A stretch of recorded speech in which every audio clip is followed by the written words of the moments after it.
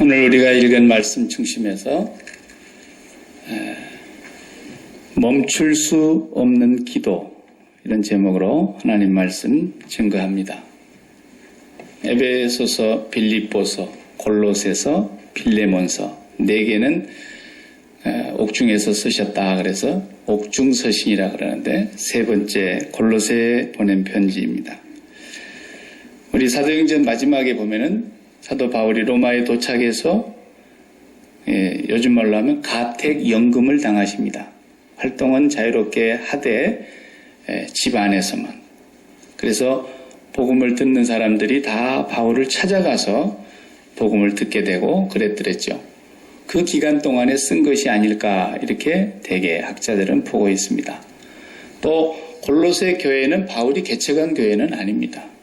근데 에베소가 골로새하고 그렇게 멀지 않은 곳인데, 에베소 교회를 바울이 사역하고 있었을 때에 골로새 지역에서 태어난 에바브라라고 하는 이 청년이 바울에게서 복음을 듣고 바울이 그를 골로새 교회의 일꾼으로 이렇게 세우지 않았겠나. 정확한 자료들은 없습니다. 그래서 에바브라가 골로새 교회에 요즘으로 하자면 담임 목회를 하는 그런 하나의 전도자의 일을 보았다는 거죠. 그런데 바울이 이제 로마에 가서 옥중에 있기 때문에 뵐 수도 없어서 너무너무 그 먼 거리를 에바브라가 찾아가게 됩니다. 로마에까지.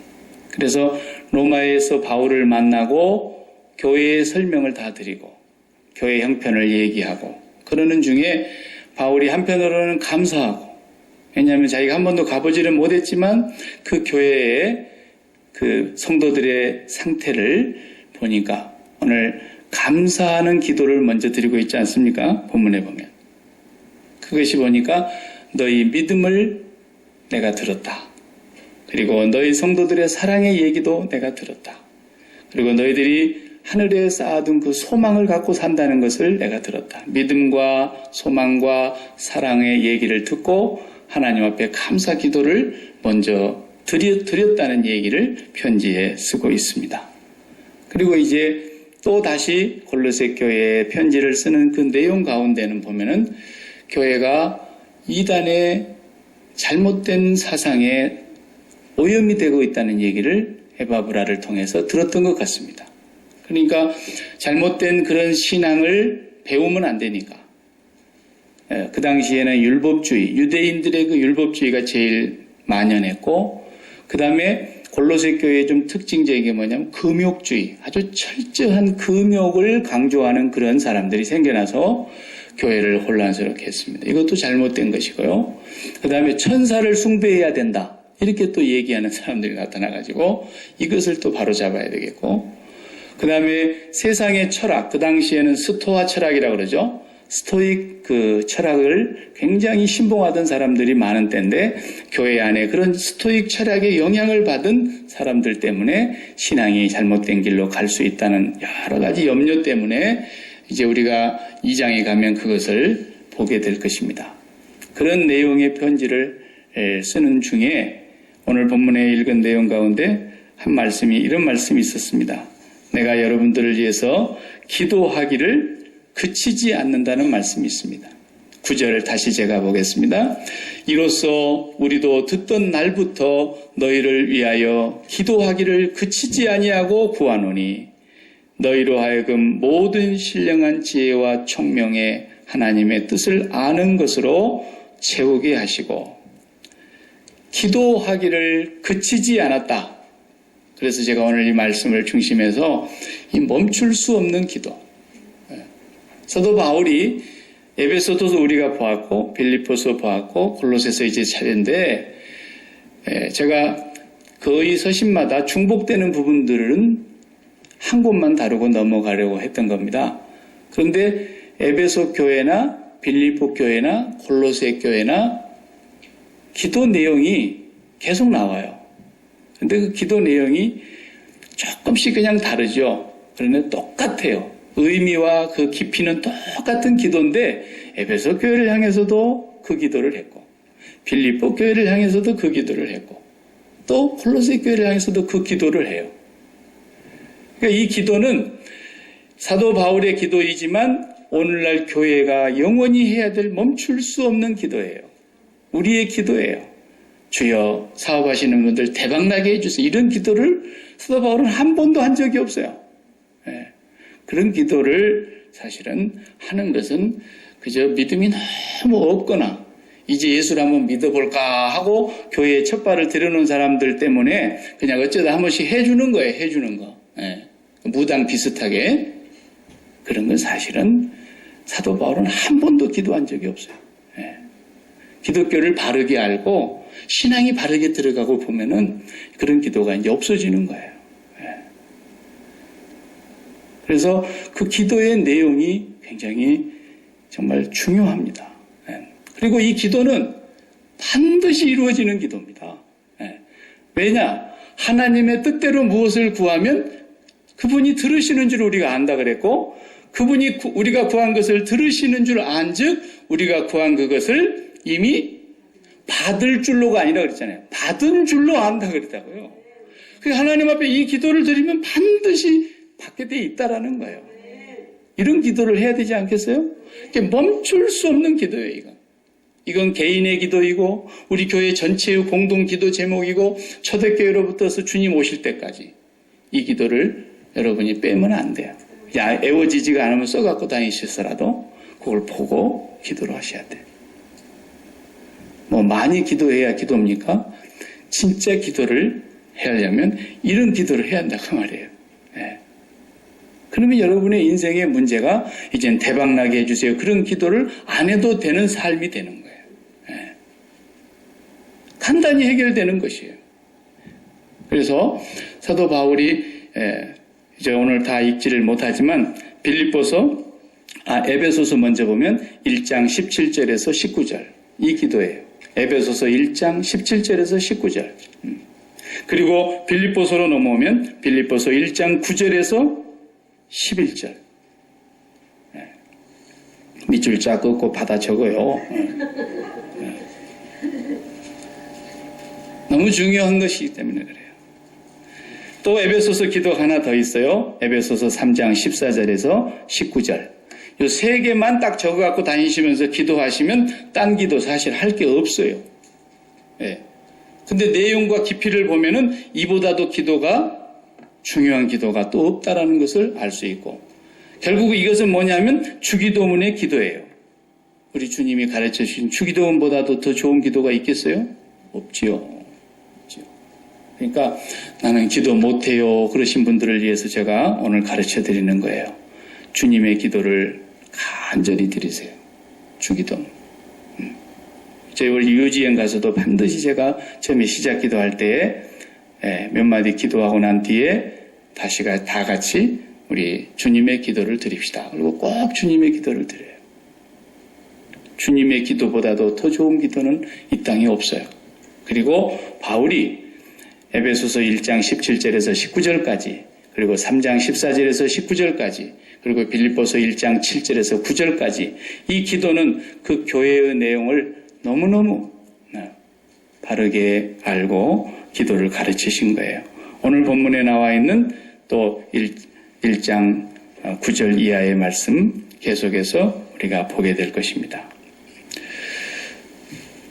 골로새서를 통해서 하나님 은혜를 나누기를 원하는데 여러분들이 골로새서를 보면서 특별히 한 가지 먼저 이해해야 될 것이 있습니다. 그게 뭐냐 하면 성경을 보는 사람들이 우리 믿음의 사람들이 갖고 있어야 될 세계관입니다. 이 세 가지의 세계관이 있어야 됩니다. 이건 꼭 잊지 말으셔야 됩니다.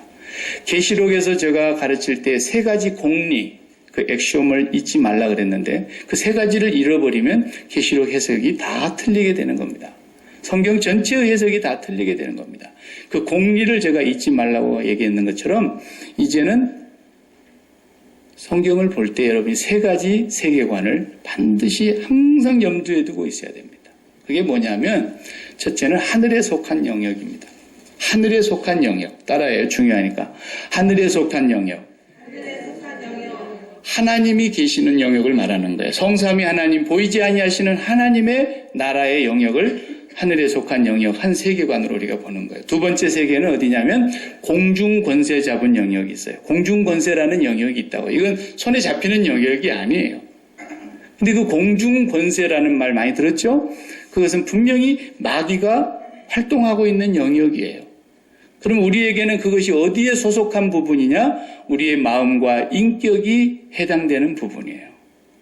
이게 공중 권세와 밀접한 관계가 있는 곳이에요. 성경에서 가르치는 하나님의 말씀을 보면 더 세밀하게 설명하면 뭐냐면 우리가 육체를 갖고 있기 때문에 우리 영을 갖고 있는 존재지만 육체와 함께 있기 때문에 육체가 있는 동안에 상대를 하는 것이 뭐예요? 오감각기관으로 상대하는 모든 것이 땅에 있는 거란 말이에요. 몸을 갖고 있으니까. 우리가 몸이 이제 이거 끊어지면은 우리가 상대할 게 뭐가 있겠어요? 아무것도 상대할 것이 없어지죠. 우리 목숨이 끝나는 순간. 우리 육체가 죽는 순간. 그런데 육체가 살아있는 동안에는 의식이 있든 없든 간에 병원에 눕혀놨다 할지라도 자식이 쫓아가서 또 아버지가 듣든 못 듣든 얘기하잖아요. 관계가 끊어지질 않는 거예요.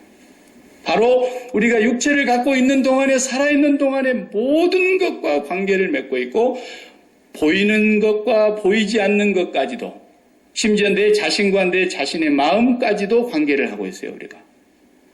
그리고 사물과 꽃과도 그리고 어떤 환경과 사건을 통해서도 우리가 접촉하고 있어요. 이런 접촉하는 모든 영역 이걸 보고 공중권세의 영역이라 그러는 거예요. 예. 근데 사람들이 어디로 끌려가느냐 하면 육체가 관계를 맺고 있는 곳으로 마음이 따라가 버린다 이 말이에요. 마음이. 예? 마음이 그리 막 말려 들어가 버리는 거예요. 내가 관계를 맺고 있다. 내 마음이 다 있다. 내 인격이 그게 연관을 맺고 있다. 관계를 유지하고 있다. 그럼 그게 뭐예요? 사랑한다는 뜻이거든요. 그리고 관심이 있다는 뜻이거든요. 그곳으로 계속해서 말려 들어가는 거예요. 내 마음이 육체와 관계하는 곳으로. 이것이 바로 사단의 영역 아래 지배를 받는 사람들이라는 거예요. 공중 권세 아래 있다라는 말이 그런 뜻이에요. 그러니까 세상에 예수를 믿지 않는 모든 사람은 말할 것도 없거니와 교회를 다니는 사람이라 할지라도 그 마음이 육체와 관계를 맺는 가운데서 육체가 좋아하는 쪽으로 계속 말려 들어가면 이 사람 역시 공중 권세 아래 지금 지배를 받고 있는 거예요. 교회를 다녀도. 이게 심각한 문제 중에 하나죠. 우리가 죽는 날까지 해결해야 될 우리의 과제이며 우리가 거기서 빠져나와야 되는 문제가 우리의 신앙생활의 과제인 거예요. 그리고 또 하나의 세계관의 영역은 이 땅이에요. 이 땅. 우리가 살고 있는 이 인류 역사, 시간이 흐르고 있고 역사가 계속 발전해 가고 있고 인류가 이 문명을 발달시켜 나가고 있는 이 세상의 영역이 있단 말이에요. 이 세 영역이 항상 존재한다고 하는 것을 염두에 두고 성경을 보셔야 돼요. 성경 말씀이 그래야 이해가 다 되는 거예요. 이런 차원에서 이제 골로새서를 보시면 골로새서의 이해가 굉장히 빨리 받아들여지게 될 것입니다. 기도 내용을 보시면 이렇게 기도합니다. 9절 모든 신령한 지혜와 총명에 하나님의 뜻을 아는 것으로 채우게 하시고 그랬어요.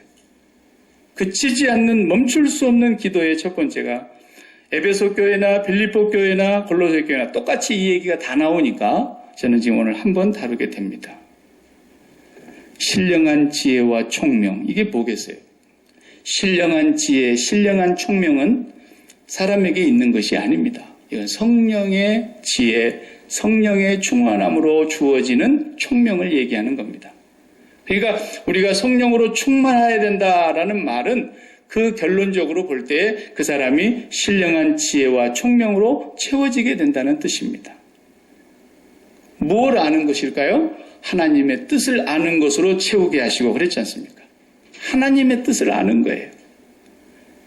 하나님의 뜻을 공식적으로 성경에서 말씀하고 있는, 예를 들어서 항상 기뻐해라, 쉬지 말고 기도해라, 범사에 감사하라. 이는 너희를 향하신 그리스도 예수 안에 있는 하나님의 뜻이니라. 이렇게 딱딱 설명을 딱 떨어지게 해주신 것들은 뭐 말할 것도 없이 우리가 금방 접수가 되는데, 여기 이 신령한 지혜와 총명이라는 것은 우리가 이 세상을 살면서 모든 사건과 모든 사물과 모든 인간과 모든 것과 접촉하는 관계 속에서 하나님의 뜻이 무엇인가를 알게 해주는 지혜와 총명이란 말이에요. 그러니 얼마나 이게 중요합니까? 이걸 우리가 기도하지 않을 수가 없는 거예요. 이걸 구하라는 거예요. 이것은 누가 대신 해줄 수 있는 부분이 아니에요. 왜? 하나님과 나와는 항상 1대1이니까. 그리고 사람은 다 다르고 다 환경이 다르고 입장이 다르고 처한 위치가 다 다르기 때문에, 그리고 그 사람에게 그 어떤 것이 가장 좋을까 하는 것은 그 사람에게만 해당되는 문제이기 때문에 하나님께서 그 순간순간마다 그 시와 그 때마다 하나님의 뜻을 아는 지혜와 총명을 주시기를 기도하라는 거예요. 바울은 이 기도를 쉬지 않고 기도하는 거예요. 어떤 교회를 향해서 기도하든지. 저도 여러분들을 위해서 기도하는데 제가 여러분 사업 대박나게 해서 그런 기도를 안 하니까 혹시 할 것이라고 생각하지 마세요. 우리 사업이 안 되는 거 보니까 우리 목사님이 기도를 안 해서 안 되는 거, 그런 얘기를 아주 하들 말라고요. 엉터리 같은 소리를. 그런 거 아니에요. 우리의 기도는 날마다 새벽에 나와서 기도하시는 분들이 자기들 기도만 하고 가면 10분이면 끝나는데 1시간, 2시간씩 기도를 하고 가는데 다 성도들을 위해서 기도해요. 자기 가족들을 위해서 기도하지만 이걸 기도하는 거예요. 하나님, 저들의 눈을 열어보게 해주십시오. 하늘의 신령한 지혜와 총명이 임해서 하나님의 뜻을 아는 것으로 채워주십시오. 그리고 하나님 뜻을 알게 되었으니까 그 다음 10절 말씀이 자동으로 해결되죠. 10절에 뭐라 그랬어요? 주께 합당하게 행하여 범사에 기쁘시게 하고 모든 선한 열매를 맺게 하시며 하나님을 아는 것에 자라게 하시고. 하나님의 뜻을 알았으니까 주님께 합당하게 행할 거 아닙니까? 주님께 합당하게 행하니까 범사가 다 주님을 기쁘시게 하는 것이 될 거 아닙니까? 그러니까 모든 선한 일에 열매를 맺게 될 거 아닙니까? 이것이 계속 반복되다 보니까 하나님을 아는 것이 자라간단 말이에요. 무슨 말이에요? 하나님을 안다는, 하나님하고 친밀하게 사귐이 깊어져 간다는 거예요.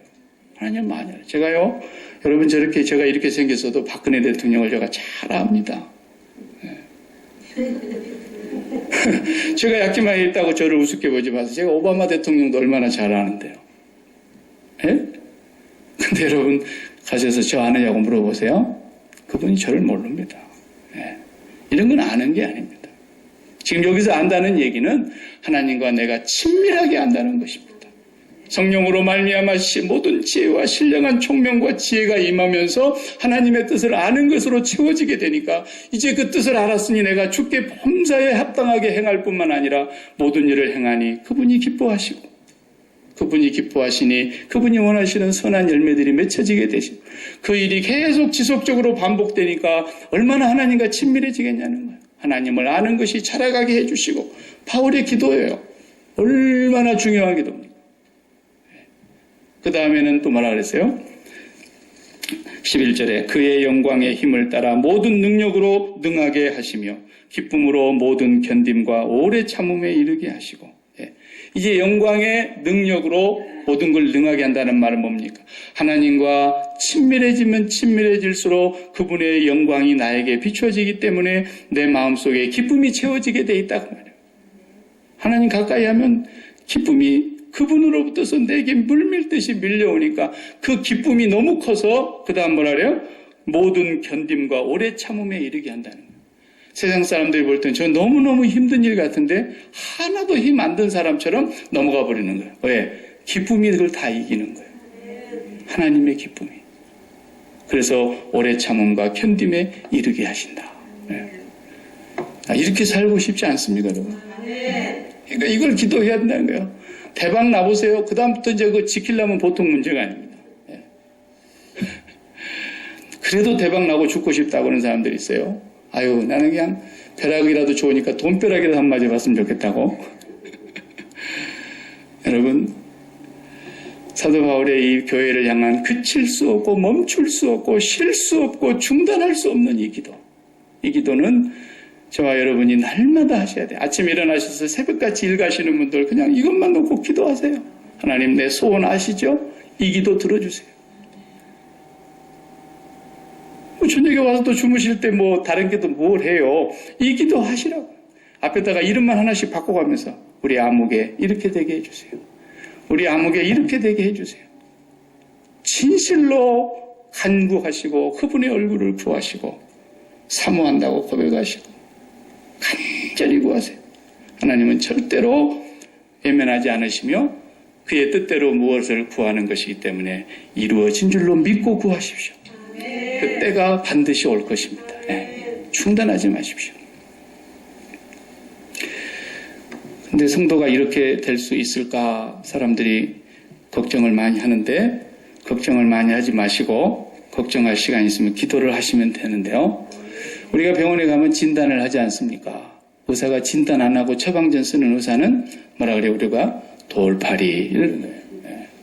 반드시 진단을 해보고 원인을 규명한 뒤에 거기에 맞는 처방전이 나오면 약을 우리가 먹게 해주죠. 그러면 치료가 되는 거예요. 이 원리는 신앙의 원리에도 맞아떨어지는 거예요. 여러분, 우리가 이렇게 살 수 있을까? 그렇게 살 수 없는 이유도 알아야 되고 그렇게 살 수 있는 능력이 우리에게 이미 약속되어 있어요. 진단을 잘 해보셔야 돼. 자동차를 이제 처음 가르치면은 우리 아이들 운전을 제가 셋 다 가르쳐가지고 여기 와서 이제 면허를 땄는데, 그 하나이는 그래도 잘 하고 대충, 하나이는 이제 어설프지만 하고, 하나이는 아직도 운전대를 안 잡으려고 그래요.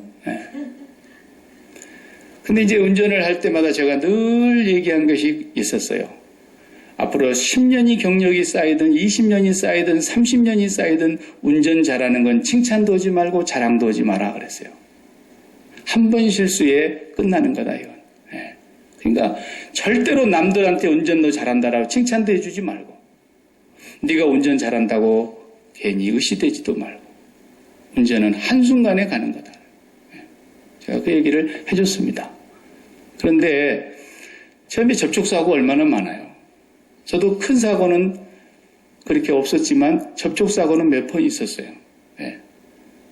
그냥 내리막길에서 브레이크가 시원찮아가지고 씩 미끄러 내려가면서 살짝 갖다 범퍼를 한번 댄 적이 있는데 10만 원 달라 그러더라고 앞사람이. 그래서 내가 가서 봤더니 스크래치도 안 났는데 그냥 그래서 정말 알토란 같은 10만 원을 줬습니다. 그냥 내가 한국에 있으면서 여기 와서도 또 그런 사람 하나 만나가지고 그냥 속이 천불나게 천불을 줬습니다. 900불 줬구나. 천불이 아니고 900. 너무너무 악하더라고 사람들이. 나는 그보다도 훨씬 많이 찍히고 그랬어도 한 번도 내가 돈을 받아본 적이 없습니다. 저 위에 분이 증인이신데. 근데 이 접촉사고라는 거 닿기만 해도 접촉사고예요. 주차장이 이렇게 주차시설이 좁다 보면은 사람이 문을 쿵 열면은 내 차가 푹 들어가잖아요. 희순하게 돼 있어요. 그래도 어떡합니까? 살다 보면 그런 일 다 신경 쓰면 어떻게 살겠어요?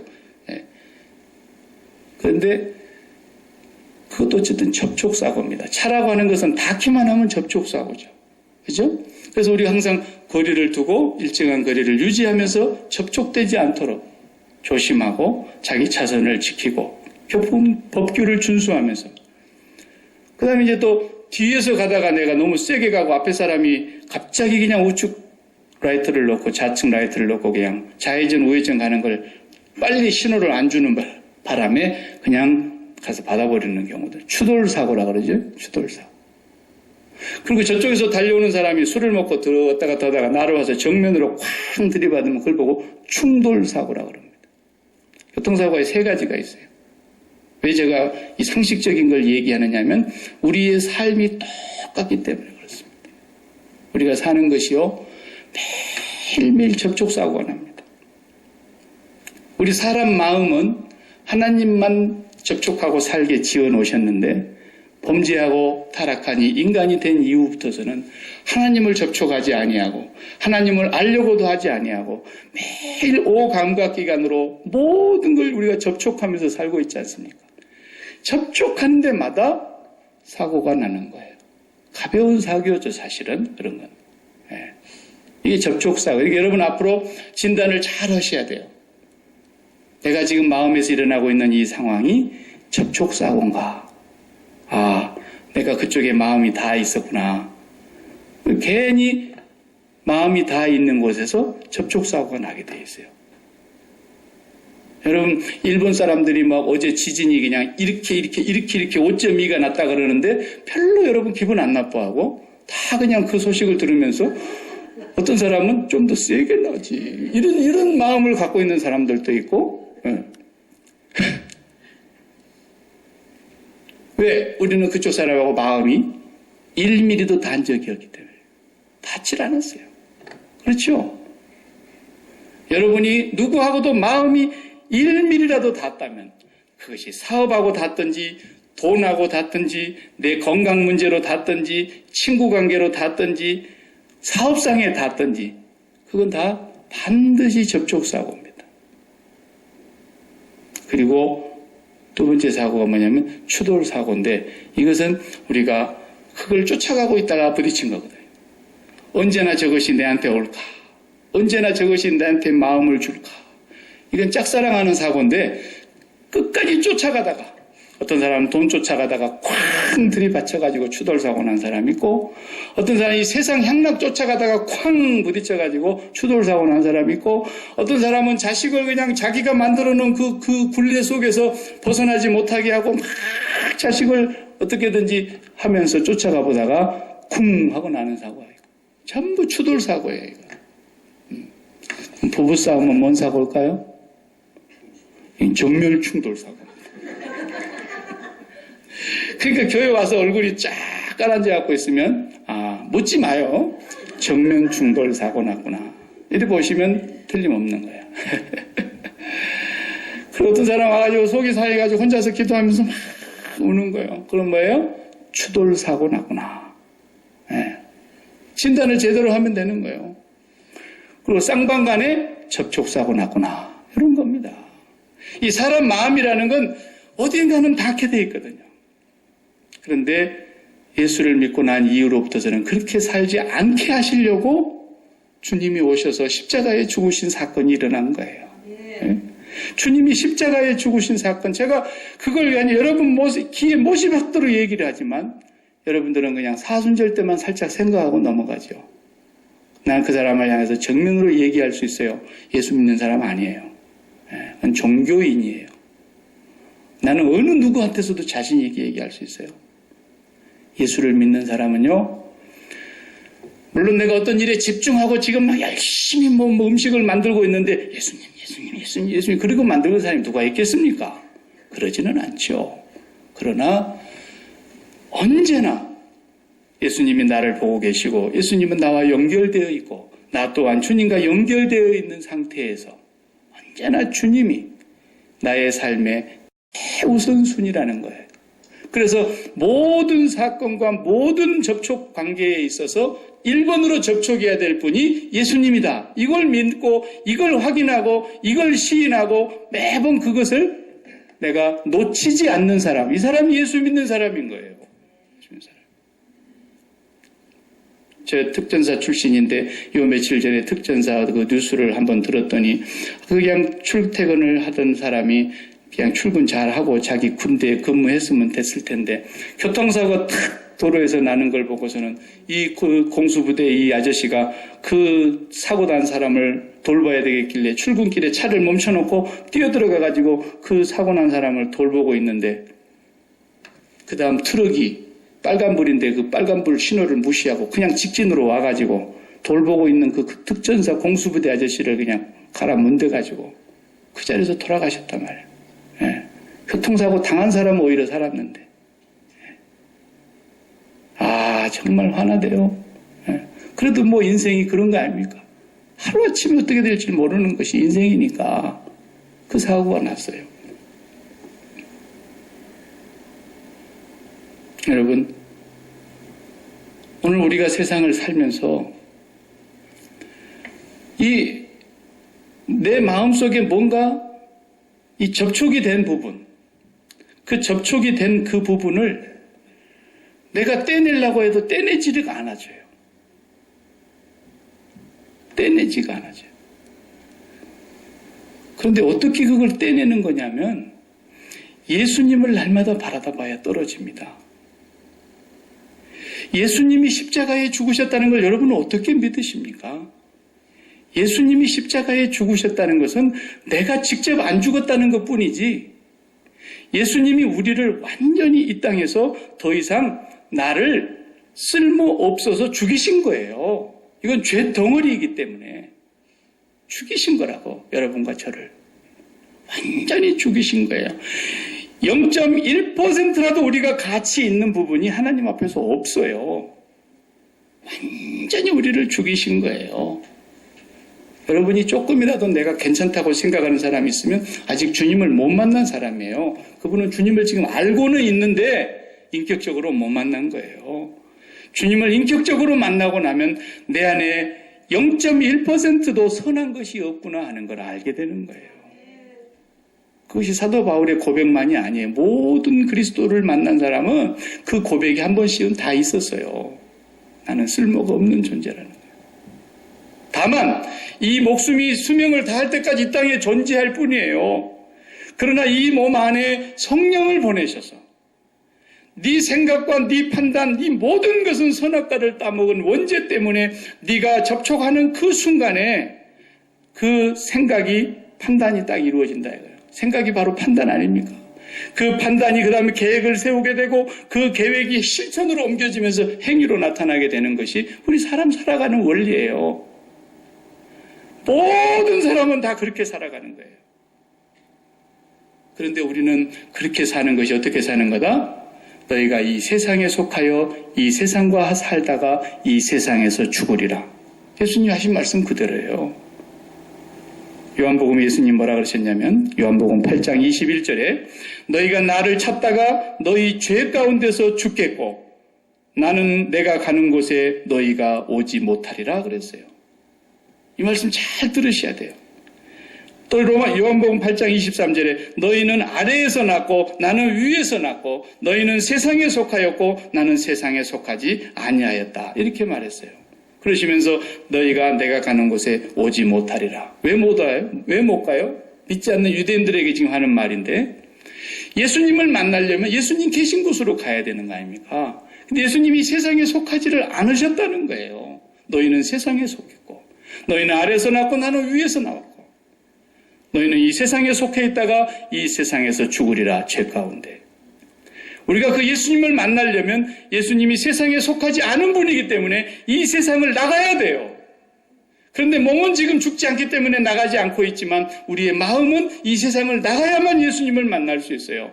이 세상에 속한 부분에서는 절대로 예수님을 못 만나는 거예요. 그건 자기가 만든 예수님을 만났다고 착각하고 있는 것이지 절대로 안 만나지는 거예요. 이 세상을 마음이 떠난 사람만 이 세상 밖에 계시는 이 세상에 속하지 아니한 곳에 계시는 예수님을 만나게 되어 있어요. 그런데 우리가 이 세상에서 계속해서 마음이 다른 것에 접촉이 된단 말이에요. 딴 것에. 그래서 주님께서 우리에게 말씀하시는 게 그거예요. 내가 죽은 것은 너를 죽인 것이다. 너희 조상 아담과 하와가 그걸 따먹고 선악을 지 스스로 판단하면서 이제는 좋고 나쁜 걸 지가 구분하면서 하나님이 좋다는 걸 좋다고 하지 아니하고 지가 좋다는 것을 쫓아가는 눈이 되어가지고 마귀가 가르쳐주는 세상의 가치관으로 다 씌워진 것에 눈이 팔려가지고 마음이 팔려가지고 간다 이거예요. 그러고 나서 그것을 접촉한 것을 잘 되게 해달라고 하나님 앞에 와가지고 계속 하나님 이거 이러고 있다는 거예요. 이것이 바로 세상에 속한 사람의 삶이요. 그렇게 속한 사람은 그렇게 살다가 죄 가운데서 죽으리라. 그리고 그들은 내가 있는 곳에 오지 못하리라. 그 말이에요. 그렇기 때문에 우리가 이 세상에 속한 것에서 나오려면은 세상과 접촉을 하지 말아야 되는데 인간이 어떻게 접촉이 안 되고 살 수 있겠어요? 당장에 내 마음과도 내가 접촉하고 가족들과도 접촉하고 자식들하고도 접촉하고 사업장에서 접촉하고 친구 이웃과 접촉하는 게 얼마나 많아요. 그러니까 우리는 절대로 세상을 빠져나올 수가 없어요. 바로 그런 나를 예수 그리스도께서 십자가에서 죽으심으로 나의 전 존재를 죽여버리신 거예요. 이제는 너는 죽었다. 그리고 내가 너에게 성령을 보낼 것이다. 성령이 너에게 임하게 되면 이제 네가 얼마나 죄 가운데 살고 있는가가 보일 것이다. 그러면서 성령이 오셔서 이제부터서 하나님과 접촉하게 해주시고, 하나님과 접촉하니까 하나님의 뜻을 아는 지혜와 신령한 총명이 생기게 되고, 하나님이 합당하게 여기시는 것을 삶을 살게 되고, 하나님께서 기뻐하시는 삶을 살게 되고, 모든 선한 일의 열매를 맺게 되고, 그 하나님을 아는 것이 점점점 자라면서 그 영광과 기쁨이 충만해지니까 이 땅에서 웬만한 일은 다 견디고 참더라야 돼요. 그렇게 되기를 지금 바울이 기도하고 있는 거 아닙니까? 네. 그래서 매일매일 주님의 십자가에서 새로 출발하는 거예요. 예수 믿는 사람은요, 어제에 이어진 오늘을 사는 게 절대로 아니에요. 예수 믿는 사람은 매일매일 새로 사는 거예요. 어떻게 새로 삽니까? 내가 그리스도와 함께 죽었고 지금 그리스도가 내 안에 들어와 계시고 그 그리스도의 영이신 성령으로 말미암아 하나님의 신령한 지혜와 총명을 받아서 오늘 또 살아가는 거예요. 이게 예수 믿는 사람이에요. 이 사람만이 교리를 믿는 것이 아니라 살아계신 주님을 영접하고 사는 사람이에요. 너무 교리 공부를 하다 보니까 교리가 우리 머릿속에 꽉 차 있고 알고 있는 것이 믿는 것인 줄로 착각하게 만드는 것이고, 알고 있는 것이 구원받는 것인 줄로 마귀가 우리를 속이는 것을 알아야 돼요. 많은 교인들이 속고 있어요. 우리 교회는 어찌되는지 난 잘 모르지만 많은 교인들이 날마다 예수 그리스도, 아까 제가 잠깐 설명했던 그 공수부대 특전사 요원이 그 사람을 살리려다가 자기가 죽어버렸단 말이에요. 그러면 그 교통사고 당해가지고 있는 어떤 그 자매인 것 같은데 그 여자분은 살아서 이제 다시 활동을 하시게 될 텐데 얼마나 마음이 아프겠어요. 나 때문에 그분이 멀쩡한 8살짜리 딸, 6살짜리 두 딸을 주고 아침에 출근하다가 돌아가셨단 말이에요. 그 자기를 돌보려고 달려왔다가 돌아가신 그분을 교통사고 당하신 그 여자분이 잊을 수 있겠어요? 있죠. 잊혀지지가 않는 거죠. 그분이 근데 하나도 안 다치고 그냥 여기 무릎만 좀 까져가지고 그냥 다시 일어나갖고 툴툴 털고 그냥 총총히 자기 출근길로 갔다. 그런데 자기를 돌보던 사람은 죽었어. 예. 그 자기가 지금 누구하고 시간 약속을 했기 때문에 그 사람하고 시간 약속 놓치면 안 되니까 빨리 가야 하니까 툴툴 털고 그 여자분이 총총걸음으로 갔는데 가가지고 한다는 말이, 내가 오다가 교통사고가 났었다. 어떻게 났는데 내가 사고 나가지고 다 까졌는데 내가 넘어져 갖고 있는 걸 나를 돌보려고 오는 사람이 나를 돌보려다가 그 사람이 그냥 죽어버렸다고. 그래서 내가 지금 그래서 당신하고 시간 약속 때문에 내가 어쩔 수 없이 지금 빨리 왔다고. 이게 사람입니까? 이게 잊어질 수 있는 사람입니까? 이게 사람 아니죠. 사람 아니죠. 제가 심한 얘기하는 겁니까? 골로새서에서 얘기하려고 하는 예수 그리스도는 누구냐? 마호메트나 성자 같은 어떤 한 사람과 비교할 수 있는 사람이 아니라는 걸 지금 바울이 2장에서 이제 1장 후반절부터서 나가는 건데, 그 예수 그리스도는 창조주이시며 지은 것이 그분이 없이는 된 것이 하나도 없으며 만물의 근본이 되시며 만물 위에 있는 하나님이신데 그분이 나를 위해서 십자가에 죽으셨다는 이 사실을 잊어버린다는 게 그게 교인이냐고 말이에요. 그걸 잊어버리고 산다는 게 교인이냐는 거예요. 그분이 고생당한 걸 기억하라는 얘기가 아니에요. 그분이 많이 아팠겠구나 그걸 동정하라는 얘기가 아니에요. 그분이 죽은 것이 바로 나의 죽음이라는 걸 오늘 기억하라는 거예요. 내가 죽었다는 사실을 시인하라는 거예요. 나는 절대로 하나님 앞에 용답을 받을 수 없는 죄인이며 내 안에서 나오는 것은 하나도 선한 것이 없으며 나는 하나님을 기쁘시게 할 수 있는 것이 눈꼽만도 없는 죄인이라는 것을 기억하라는 거예요. 그런 죄인을 위해서 십자가에서 주님이 죽으셨다는 사실이에요. 그걸 날마다 기억하고 삶을 시작하라는 거예요.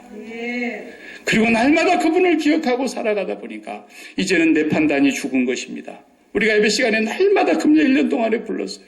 주의 손에 나의 손이 포개어졌고 주의 발이 나의 발에 포개어졌고 주의 심장이 나의 심장과 포개어졌고 주의 머리가 나의 머리가 포개져 있어서 주님이 찔리신 그곳에 나도 찔리고 주님이 죽으신 그곳에 나도 죽고 이제는 주님이 죽으실 때 내가 죽었다는 것을 날마다 확인하면서 시작하라는 거예요. 네 판단은 이제는 죽은 것이다. 그래서 주님께서도 이 땅에 오셔서 그 모범을 보여주신 거예요.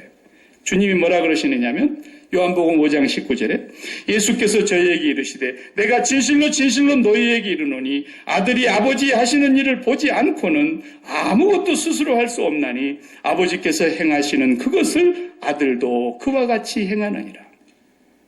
요한복음 8장 29절에 나를 보내신 이가 나와 함께 하시도다. 내가 항상 그의 기뻐하시는 일을 행함으로 나를 혼자 두지 아니하셨느니라. 하나님의 기뻐하시는 일을 행하는 예수 그리스도를 혼자 두신 적이 없다는 거예요. 그러시면서 말씀하십니다. 요한복음 8장 26절에 내가 너희에게 말하고 판단할 것이 많으나 나를 보내신 이가 참되심에 내가 그에게 들은 것을 말하노라. 주님은 전능하신 하나님이십니다. 그분은 모든 걸 판단하실 수 있습니다. 그런데도 스스로 판단하시지 않았다는 것입니다. 아버지의 판단은 언제나 참되시기에 아버지의 판단대로만 말했다라는 것입니다. 이것을 주님이 우리에게 그대로 모델로 보여주고 있는 거예요. 우리가 그렇게 살아야 된다는 거예요. 네 판단은 이제 죽은 거다. 너는 예수 그리스도와 함께 십자가에서 선악과를 먹고 네가 판단하고 네가 계획하고 네가 생각하고 네가 행동으로 옮기려고 하는 그 모든 것이 다 하나님을 기쁘시게 할 수 없다는 것을 알아라. 절대로 하나님이 받으시는 것이 아니라는 사실을 알아라. 너는 죽은 거야. 그리고 네 안에 성령을 보내셔서 그리스도의 영이 들어와 계심으로 네가 사는 것이 아니라 그리스도가 사는 거야. 이것이 예수 믿는 사람이라는 거예요. 매일매일 그렇게 살아가면서 이제 하나님의 뜻을 알아가는 것입니다. 그러니까 초보 운전자니까 접촉사고 있을 수 있죠. 차 사가지고 2, 3년 굴리다 보면 저쪽에서 다 부딪히고 그래서 접촉사고가 나죠. 접촉사고 나는 것도 어쩔 수 없고요. 또 추돌사고 있을 수 있죠. 또 자만하다가 그만 정면 충돌 사고 날 수도 있고요. 여러분, 그럴 때마다 주여, 오늘도 내가 세상에 마음을 붙여야 될 것이 주님이셨는데 나와 함께 십자가에서 주님과 함께 죽었어야 될 그것을 내가 그것에 대하여 죽지 못하고 또 마음을 붙여서 접촉사고가 났습니다. 이 접촉사고 고쳐주시기 바랍니다. 그렇게 기도해야 돼요. 내가 내 것을 아버지의 뜻을 깨닫지 못하고 끝없이 그것을 추구하고 따라가다가 추돌사고가 났습니다. 고쳐주세요. 내가 너무 자만하고 교만하고 거만하여 정면 충돌사고가 났습니다. 하나님, 다 죽게 됐습니다. 살아도 살 수가 없게 됐습니다. 살려주세요. 회개해야죠. 그러나 우리가 그것이 갈수록 없어져야죠. 그렇죠? 우리 운전 실력이 항상 초보에 머무를 수는 없는 거죠. 그래서 매일매일 주님의 십자가를 바라다 보는 사람이 예수 믿는 사람이고 그 십자가에서 나 죽음을 확인하고 그리스도의 생각, 그리스도의 마음, 그리스도의 영의 신령한 지혜와 총명을 채워달라고 하나님 앞에 기도해야 된다. 내가 내 아내에 대해서 판단할 것이 많고 내 남편에 대해서 판단할 것이 많고 내 자식에 대해서 판단할 것이 많으나 내 판단은 참되지 아니하니 나의 판단은 십자가에서 그리스도와 함께 죽은 거고 성령께서 내 안에 오셔서 만나보니까 하나님의 생각이 있었어요. 하나님의 판단이 있었어요. 이 꽃 한 송이도 하나님의 생각이 여기 연결되고 있는 거예요. 들에 핀 백합화도. 공중에 나는 새 한 마리도 하나님이 연결되어서 그분의 생각이 거기에 있는 거예요. 땅에 기는 개미 한 마리에도 하나님의 생각이 있는 거예요. 그래서 내가 그 하나님을 만나고 보니까 하나님의 생각이 알게 되더라는 거죠. 꽃에 대한 하나님의 생각. 이렇게 사는 것이 예수 믿는 사람이에요. 네. 오늘 저와 여러분들이 기도해야 될 이 기도의 제목을 이제 알았어요. 그리고 왜 그게 안 되는가 원인을 알았어요. 우리의 마음이 오감각기관이 주님보다도 먼저 가서 붙어있기 때문에 그래요. 그것을 십자가의 검으로 다 떼내기 위해서. 그래서 가장 떼낼 수 없는 마지막 원수가 자기 집안 식구예요. 제일 어려운 부분이에요. 피는 물보다 진하다 그랬잖아요. 거기까지 십자가에서 다 죽고 하나님을 만났더니 하나님이 알고 계시는 신령한 지혜와 총명이 나에게 채워지면서부터서 문제가 풀리게 되더라는 거죠. 기도하십시다. 하나님